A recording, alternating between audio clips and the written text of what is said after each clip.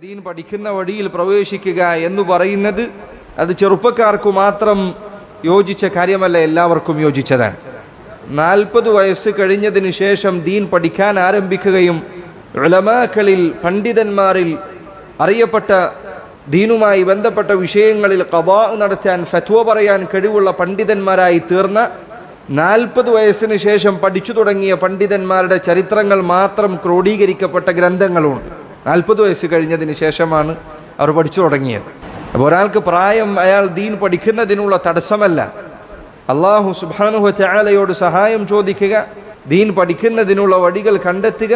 ആ മാർഗത്തിൽ വളരെ കുറച്ചാണ് ഒരു ദിവസം നീ പഠിക്കുന്നത് എങ്കിലും ആ മാർഗത്തിൽ ഉറച്ചു നിലകൊള്ളുക.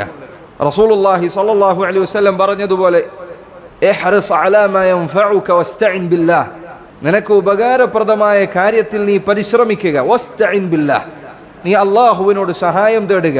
ചില ആളുകൾ പറയും, ഞാൻ പഠിച്ചാൽ ഓർമ്മയിൽ നിൽക്കില്ല, എനിക്ക് പഠിക്കുന്നതൊക്കെ മറക്കുകയാണ്, എൻ്റെ പ്രായം ഇത്രയായി, ഇനി ഞാൻ പഠിച്ചതുകൊണ്ട് കാര്യമില്ല, ഞാനിനി എവിടെ പ്രസംഗിക്കാനാണ്, ഞാനിനി എവിടെ ക്ലാസ് എടുക്കാനാണ്. ഇല്ല, ഇതൊന്നും ദീൻ പഠിക്കുന്നതിന് പിന്നിലുള്ള ലക്ഷ്യം ക്ലാസ് എടുക്കലോ പ്രസംഗിക്കലോ ഒന്നുമല്ല.